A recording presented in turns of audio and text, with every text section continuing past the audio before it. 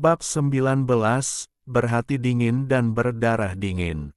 Faktanya, petugas ini tidak lemah dalam keterampilan, tetapi Xiao Chen mengadopsi metode serangan dan pembunuhan yang menggelegar, yang tidak dapat memberikan kesempatan kepada lawan untuk melakukan buffer. Dilihat dari konfrontasi sebelumnya, tampaknya kekuatan di belakangnya tidak mudah untuk dihadapi. Dengan Xiao Chen tidak ragu-ragu dan bergegas menuju orang ketiga yang berjarak 500 meter seperti terbang. Setelah mendekat, dia maju secara sembunyi-sembunyi, dan akhirnya menyerang dengan kejam, kali ini berjalan mulus, membunuhnya dengan satu pukulan. Laut biru bergejolak, ombaknya kencang, dan seolah-olah tidak terjadi apa-apa di kebun kelapa. Xiao Chen kembali melalui jalan semula dan sampai di sekitar rumah Cuisu. Dia masih tidak menemukan jejak Zhao Liner dan tidak tahu di mana dia sekarang.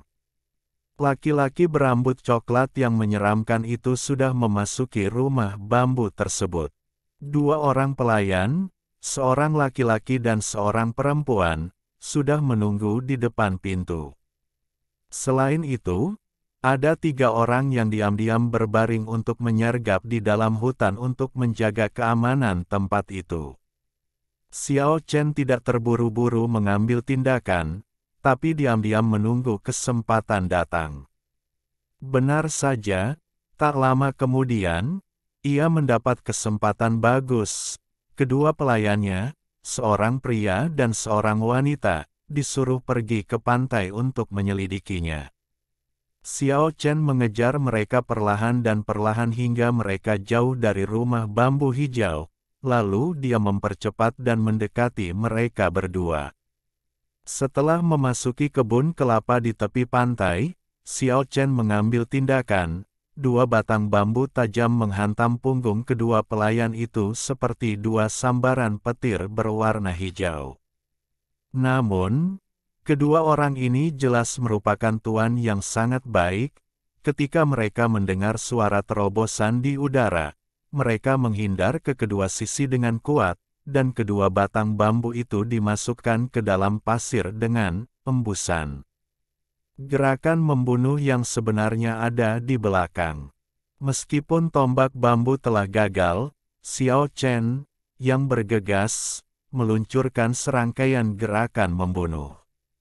Pisau palem yang bersinar memotong dada dan perut pria itu, dan kaki kanannya menendang sisi lemah wanita itu ke samping. Kedua pelayan itu bereaksi dengan cepat dan mengangkat telapak tangan mereka untuk menghalangi. Telapak tangan dan kaki Xiao Chen bertabrakan dengan tinju mereka. Keduanya merasa seperti disambar petir. Wanita itu sangat terkejut sehingga dia tanpa sadar melangkah mundur, sementara lengan pria itu dia tertangkap di tangan Xiao Chen. Retakan, terdengar suara patah tulang lengan, Xiao Chen langsung mematahkan lengan lawan, meninju dada lawan dengan pukulannya, lalu berbalik dan menyapukan kakinya ke arah wanita tersebut.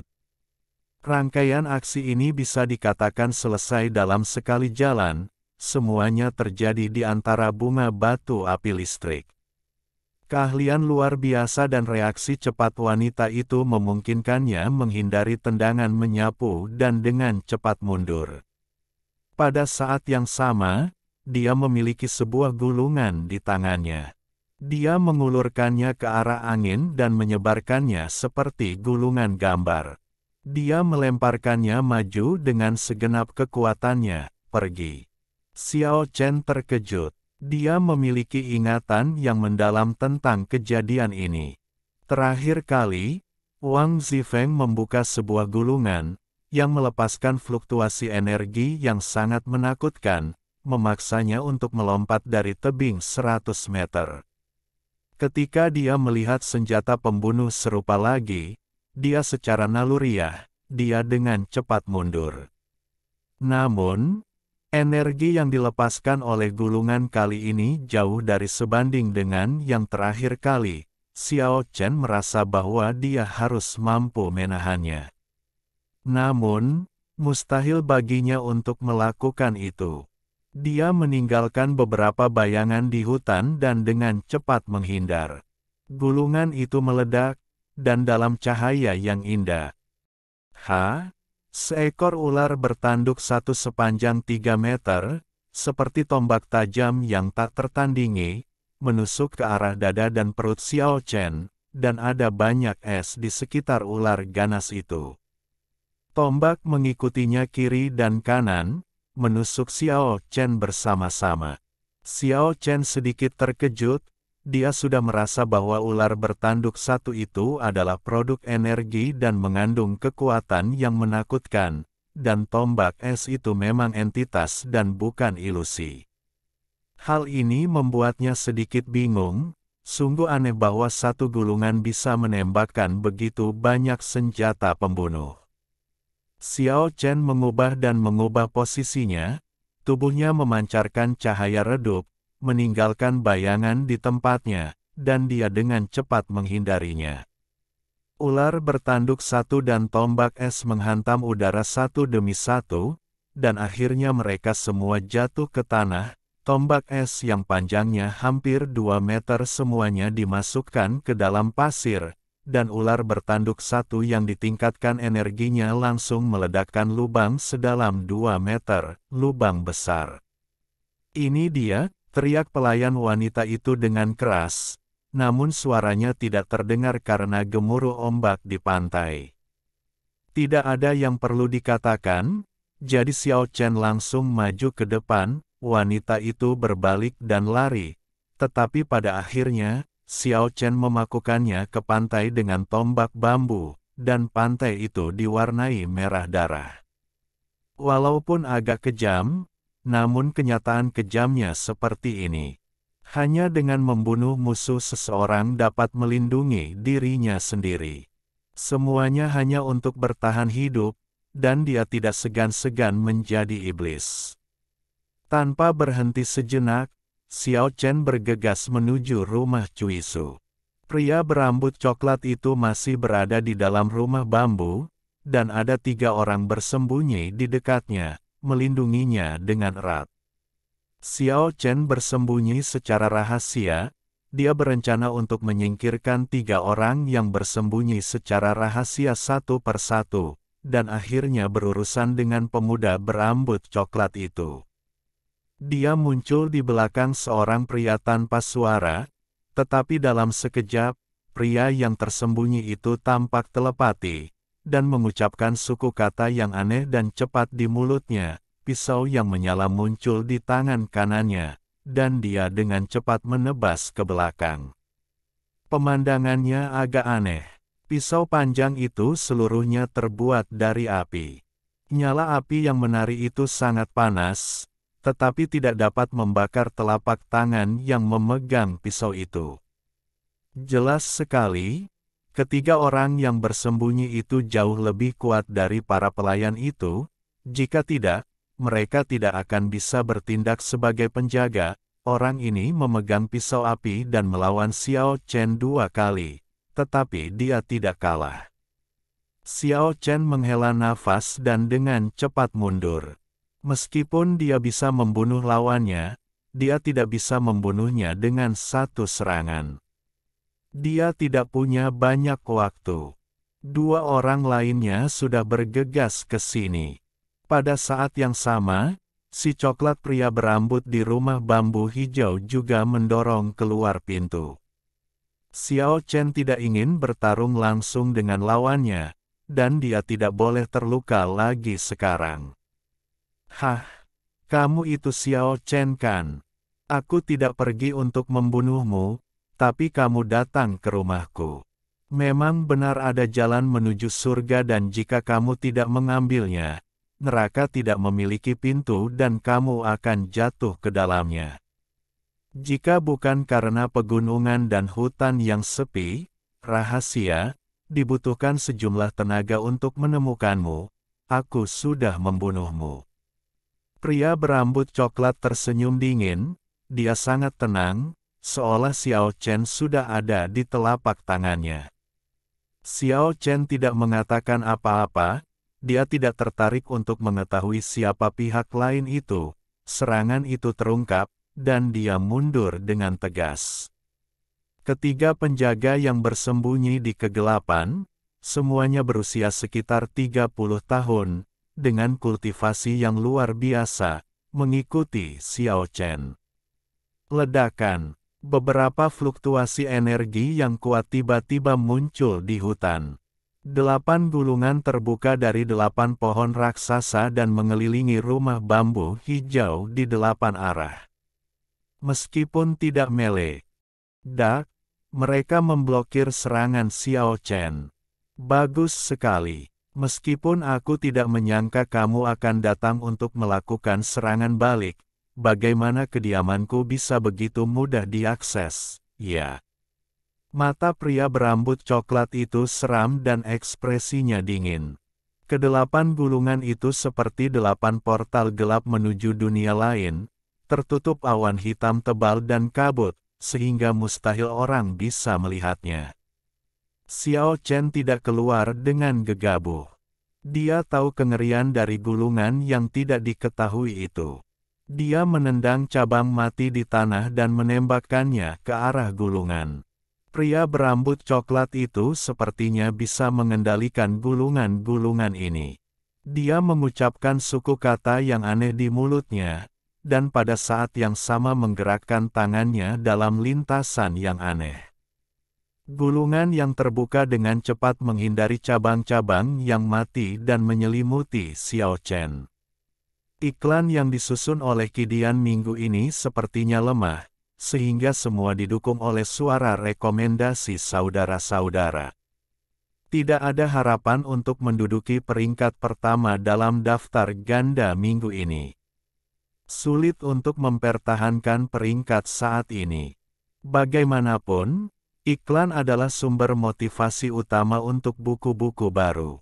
Oleh karena itu, minggu ini saya hanya bisa meminta saudara-saudara untuk mengklik lebih banyak dan merekomendasikan untuk mendukung. Dukungan teman-teman buku adalah sumber motivasi terbesar. Minggu ini esensinya tak terhingga. Saudara-saudara yang menginginkan esensinya bisa pergi ke area resensi buku untuk berbicara dan menerimanya. Bab 20. Yin Qi meresap ke udara. Xiao Chen dengan cepat mundur, bergegas menuju 3 penjaga yang mengejar, dan secara otomatis jatuh ke dalam pengepungan. Namun, pria berambut coklat itu mencibir dan mengendalikan gulungan itu agar jatuh, sama sekali mengabaikan bahwa anak buahnya juga berada dalam jangkauan serangan. Xiao Chen tidak punya pilihan selain menerobos pengepungan ketiga orang itu, dan pada saat yang sama meningkatkan keterampilannya hingga batasnya. Tubuhnya memancarkan cahaya redup, dan kemudian dia menggerakkan telapak tangannya dalam lintasan yang tidak dapat dijelaskan, menimbulkan fluktuasi yang hebat, vitalitas setelah teriakan keras, tanah semua cabang mati. Tanah dan batu di tanah melayang dan bergegas menuju gulungan gambar di udara. Tentu saja, itu tidak hanya menyerang gulungan itu, 7 gulungan lainnya yang belum tersentuh juga berada dalam jangkauan serangan. Ekspresi pria berambut coklat itu tiba-tiba berubah, dan dia tidak punya pilihan selain membiarkan gulungan yang terselubung itu meledak, melepaskan gelombang energi yang menakutkan. Seekor harimau putih yang panjangnya lebih dari 5 meter, seluruhnya terbuat dari energi, melompat dan bergegas menuju Xiao Chen di bawah. Pada saat yang sama, lusinan bilah cahaya energi ditembakkan. Merasakan fluktuasi energi yang menakutkan, Xiao Chen meningkatkan keterampilan tubuhnya ke tingkat ekstrim dan menghindari serangan berbahaya. Tanah berguncang dengan keras, dan lubang raksasa yang menakutkan sedalam lebih dari 4 meter muncul di tanah, menyebabkan gelombang tak berujung, jelaga. Meskipun ketiga penjaga itu tidak terkena, mereka semua terguncang setelahnya dan jatuh ke dalam debu. Xiao Chen pergi tanpa menoleh ke belakang dan dengan cepat bergegas keluar dari area yang diblokir oleh gulungan energi. Ketika asapnya hilang, pria berambut coklat itu menjadi pucat dan berteriak, "Kejar!" Dia menyingkirkan 7 gulungan yang tersisa dan memimpin 3 penjaga untuk mengejar. Pada saat yang sama, Pegasus kecil, yang diukir dari batu giok dewa, muncul dari jauh di puncak pohon, membawa Zhao Liner, dan menuju ke sini. Xiao Chen merasakan situasi kritis. Gelombang mengerikan yang meletus dari gulungan itu menarik musuh hidup dan mati. Dia meninggalkan bayangan di hutan lebat dan bergegas menuju hutan tua primitif. Binatang suci unicorn kecil itu menangkap punggung Xiao Chen dan sepertinya tahu apa yang akan terjadi. Tiba-tiba ia berbalik dan membawa Zhao Liner pergi. Pria berambut coklat itu sangat terkejut. Zhao Liner juga sangat terkejut. Binatang suci unicorn kecil itu mengabaikan perintahnya dan membawanya dengan cepat ke puncak pohon, seolah tidak ingin dia berkonflik dengan Xiao Chen. Dewi kerajaan tidak punya pilihan selain mencari kesempatan yang tepat untuk melompat menjauh dari Pegasus kecil. Penampilan proaktif Xiao Chen adalah kesempatan bagi Zhao Liner, dan dia tidak ingin membiarkannya pergi dengan sia-sia. Kalau tidak, dia akan mulai membunuh Xiao Chen, karena bantuan pria berambut coklat itu akan segera datang. Segera, Zhao Liner dan pria berambut coklat bertemu, tetapi hutan purba yang tak berujung terlalu lebat setelah penundaan tadi, Xiao Chen sudah menghilang. Pada saat ini, pria berambut coklat itu menghilangkan ekspresi jahatnya dan berkata dengan senyum percaya diri, "Yang mulia, tidak perlu menyesal, dia hanya melarikan diri untuk sementara. Paling lambat besok, bantuan kami akan tiba, dan banyak lagi dari selusin kera raksasa akan melindunginya, bahkan jika jumlahnya beberapa kali lebih banyak, ia dapat dimusnahkan sepenuhnya. Terima kasih, Saudara Guluo, atas bantuanmu." Dewi Kerajaan Zhao Liner memiliki penampilan yang cantik, temperamen yang luar biasa, dan lincah serta anggun yang tak terlukiskan. Setelah menyingkirkan musuh di belakangnya dan melewati habitat Tyrannosaurus, Xiao Chen melambat di hutan pegunungan. Membunuh musuh dengan bersih dan kemudian berhasil menerobos dianggap sebagai serangan balik yang berhasil. Penambahan musuh yang kuat membuat situasi Xiao Chen semakin berbahaya, dan dia harus mempertimbangkan dengan serius bagaimana menghadapinya. Sore harinya, Guluo, seorang pria berambut coklat, berdiri di depan rumah bambu hijau dengan ekspresi garang. 5 pengiringnya terbunuh, yang membuatnya sangat marah, dan buku-buku jarinya yang terkepal menjadi sedikit memutih. Dulu, dia ingin membunuh Xiao Chen karena Zhao Liner, tapi sekarang demi dirinya sendiri, mustahil bagi Xiao Chen untuk terus hidup. Zhao Liner sedang berkomunikasi dengan binatang suci unicorn kecil di tepi danau kecil, tapi tidak peduli seberapa banyak dia berjanji, selama dia menyebutkan membiarkannya pergi untuk menemukan Xiao Chen, Pegasus kecil akan segera menggelengkan kepalanya, membuatnya tidak berdaya. Saat ini, Xiao Chen sedang menuju ke kedalaman pulau. Tyrannosaurus Rex tidak bisa lagi tinggal di pinggir wilayahnya. Jika dia terus tinggal di sana, pengepungan yang mengerikan mungkin akan menunggunya besok. Tentu saja, sebelum pergi, dia menaruh kecurigaan dan meninggalkan beberapa petunjuk yang menunjukkan beberapa tempat yang sangat berbahaya, jika pengejarnya akhirnya bertemu dengan beberapa binatang buas, maka tujuannya akan tercapai. Matahari terbenam mewarnai langit menjadi merah, dan awan api merah membuat pegunungan dan hutan tampak diwarnai dengan cahaya merah redup. Raungan binatang buas bergema di hutan tua purba yang tak berujung, dan binatang buas yang menakutkan muncul di hutan. Ledakan. Seekor gajah raksasa bersisik biru, dua gadingnya yang cerah setajam dua pisau lebar, matanya penuh keganasan, mengejar beberapa bison yang bergemuruh melewati tak jauh dari Xiao Chen, dan tak lama kemudian tak jauh dari situ terdengar auman nyaring abanteng. Xiao Chen melihat melalui dahan dan dedaunan dan melihat gajah raksasa bersisik hijau melahap bison. Adegan itu begitu berdarah sehingga dia harus menghela nafas bahwa ada begitu banyak binatang buas yang menakutkan di pulau ini. Dengan hati-hati menghindari semua jenis binatang menakutkan yang belum pernah dia dengar atau lihat sebelumnya, Xiao Chen melakukan perjalanan 8 atau 9 mil sebelum matahari terbenam benar-benar menghilang, dan memasuki rawa yang gelap dan lembab. Rawa ini sangat sepi, kecuali pepohonan tua yang tinggi, tidak ada satupun binatang buas yang terlihat, bahkan seekor burung pun tidak terlihat. Kolam, rawa sunyi, seperti tanah mati. Ada binatang buas yang mengaum di kejauhan, tapi di sini begitu mati dan sunyi. Perbandingan antara keduanya menyoroti kejahatan yang tak tertandingi di sini. Berjalan ke rawa, udara menjadi semakin lembab, dan bau khas pembusukan di rawa masuk ke hidungnya. Xiao Chen mengerutkan kening. Bagaimana mungkin dia tidak menyadari bahwa tempat ini tidak biasa?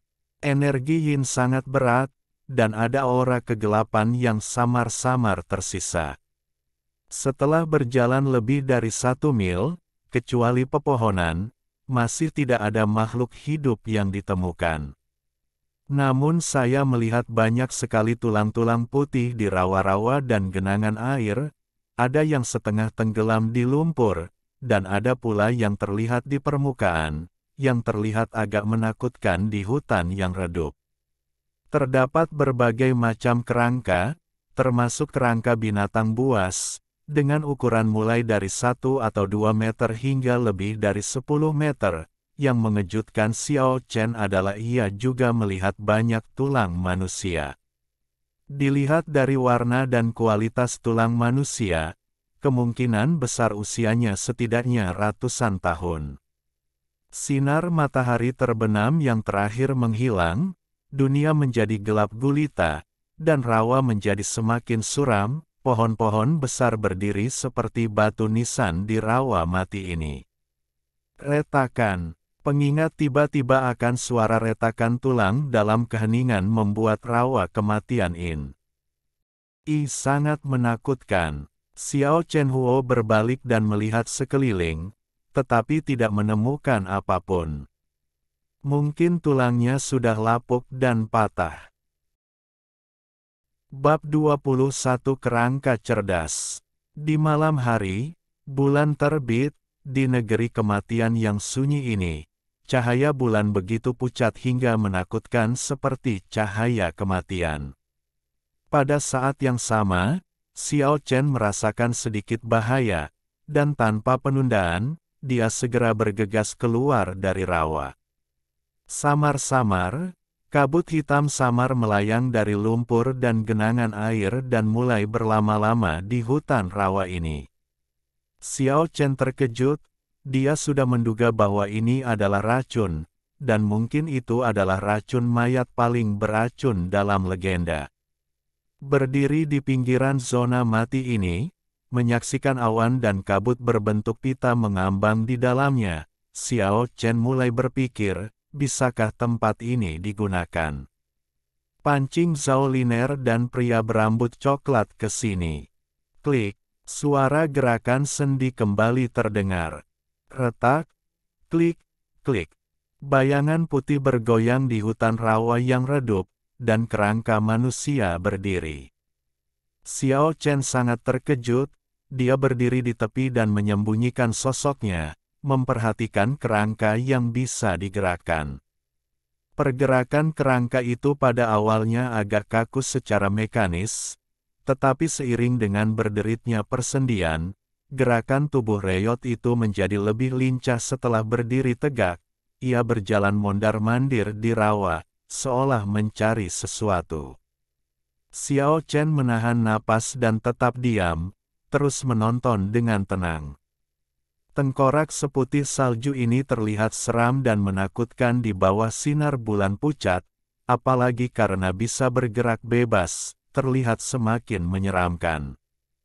Ketika berbalik dan menghadap ke arah Xiao Chen melihat ada cahaya redup berkedip di tengkorak kerangka, menyinari rongga mata yang cekung, yang sangat jahat dan menakutkan. Retak, klik, klik. Suara tulang berputar terdengar di dua arah lainnya, dan dua kerangka lagi berdiri di dalam hutan. Mereka berjalan melewati genangan air berlumpur dan bergabung dengan kerangka pertama. Ada juga cahaya redup yang berkedip di tengkorak mereka, dan mereka sepertinya bisa berkomunikasi satu sama lain. Setiap kali mereka saling memandang, cahaya redup di rongga mata mereka akan terus berkedip. Xiao Chen tidak dapat memahami semua ini. Apakah itu hantu? Menurut dia tidak. 1 jam berikutnya, tidak ada kerangka serupa yang muncul. Selama proses ini, Xiao Chen terus mengawasi dan menemukan 3 kerangka terus-menerus membalik tulang di rawa, sepertinya mencari sesuatu. Kerangka binatang buas yang panjangnya beberapa meter dan beratnya hampir 1000 kilogram bisa dengan mudah dibuka oleh mereka, bisa dibayangkan betapa kuatnya mereka. Baru setelah sebuah kerangka mengobrak-abrik tumpukan tulang untuk menemukan kristal terang, Xiao Chen mengerti apa yang mereka lakukan. Tengkorak itu memegang tiang, dan tampak sangat bersemangat. Ia menggerakkan rahangnya ke atas dan ke bawah, membuat suara, klik, klik, klik. Ada sedikit humor dalam kegelapan, yang menarik 2 kerangka lainnya untuk melindas. Ketiga kerangka itu berdiri bersama di bawah sinar bulan pucat, tampak sangat menakutkan dan menakutkan. Retakan. Kristal berwarna biru muda itu dipecah oleh kerangka tersebut dan dibagi menjadi 3 kelopak dengan ukuran yang sama. Masing-masing dari ketiga kerangka tersebut mengambil 1 kelopak dan memasukkannya ke dalam rongga tengkorak dari rongga mata. Cahaya terang memancar dari mata mereka, dan sinar biru muda melonjak dari kepala menuju tubuh bagian bawah seperti air. Cahaya biru menyinari kerangka seputih salju dengan warna biru samar, dan cahaya lembut dengan cepat menyelimuti ketiga kerangka tersebut. Setelah sekian lama, cahaya biru berangsur-angsur surut, dan tulang putih tampak lebih jernih dari sebelumnya. Xiao Chen terkejut karena kerangka itu bisa menyerap energi kristal. Apakah ini jenis evolusi alternatif? Saya hanya tidak tahu bagaimana hal itu terjadi. Di bawah sinar bulan pucat, mayat mengambang di rawa, dan 3 kerangka berjalan bebas. Semua ini sangat aneh.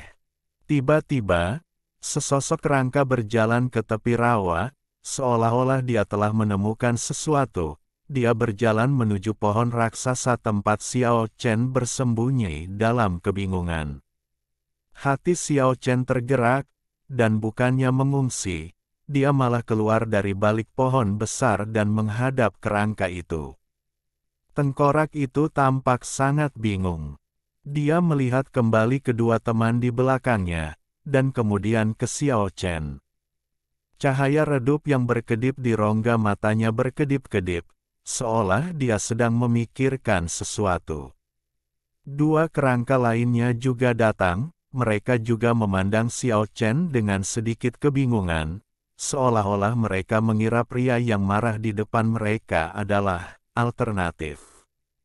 Xiao Chen ingin mengamati mereka dari dekat dan melihat keanehan seperti apa yang mereka miliki. Tetapi selain menemukan bahwa ada kekuatan misterius di tengkorak yang memberikan energi untuk pergerakan seluruh kerangka, tidak ada penemuan khusus lainnya. Tiba-tiba, Dia mendapat ide dan mengeluarkan batu kristal coklat yang diperoleh dari mayat binatang itu dan memegangnya di telapak tangannya. Rongga mata ketiga kerangka itu tiba-tiba bersinar dengan cahaya yang berkedip-kedip, dan di saat yang sama mereka mengulurkan cakar tulangnya ke arah kristal. Xiao Chen mundur selangkah, dan tiga kerangka mengikuti, keluar dari rawa. Tidak merasakan niat membunuh pada kerangka itu, Xiao Chen menyerahkan kristal itu kepada mereka. Spar coklatnya mudah dipatahkan, dibagi menjadi 3 bagian, lalu dimasukkan ke dalam rongga matanya. Cahaya coklat berkedip-kedip, memanjang dari tengkorak hingga tubuh bagian bawah. Suara berderak terdengar dari persendian mereka. Melihat lebih dekat, kita dapat melihat bahwa kecemerlangan mengalir pada kerangka, dan ketiga kerangka itu seterang batu giok. Saat energi kristal diserap seluruhnya, penampakan aneh ini menghilang, tetapi kerangka mereka tampaknya memiliki sedikit lebih banyak kilau daripada sebelumnya. Sebuah kerangka menjulurkan cakar tulangnya dan menghantam pohon besar di sebelahnya, dengan suara letupan yang lembut. Cakar tulang seputih salju itu menembus jauh ke dalam batang pohon, bahkan sebagian kecil dari tulang lengannya masuk. Pukulan biasa memiliki kekuatan yang begitu besar, Anda dapat melihat betapa menakutkannya kerangka itu. Xiao Chen sangat terkejut, kekuatan kerangka itu jauh lebih kuat dari yang dia bayangkan. Cahaya melintas di rongga mata ketiga kerangka itu, berdiri di depan Xiao Chen dan menatapnya dengan tenang. Hingga lama kemudian, rahang mereka membuka dan menutup beberapa kali, mengeluarkan bunyi, klik, klik, klik, seolah-olah sedang menceritakan sesuatu, lalu mereka berjalan menuju kedalaman rawa bersama-sama, perlahan menghilang ke dalam kegelapan hutan. Kerangka yang kuat dan cerdas. Xiao Chen merasa sedikit tidak percaya dengan semua ini. Dia berjalan mengitari rawa kematian selama lebih dari setengah jam dan menemukan bahwa rawa itu berukuran lebih dari 10 km persegi. Rawa itu penuh dengan mayat dan dipenuhi udara suram, membuatnya tampak misterius dan menakutkan. Pada tengah malam, racun mayat di rawa paling kuat, dan kabut hitam tebal menghalangi cahaya bulan pucat. Baru pada paruh kedua malam itu racun mayat berangsur-angsur surut dan menjadi semakin tipis. Di paruh kedua malam, Xiao Chen tiba-tiba mendengar suara benturan keras di area luar rawa kematian, sepertinya seseorang sedang bertarung di rawa. Dia berlari mengitari rawa dan bergegas menuju ke arah asal suara tersebut. Setelah beberapa saat, dia melihat gambar yang mengejutkan.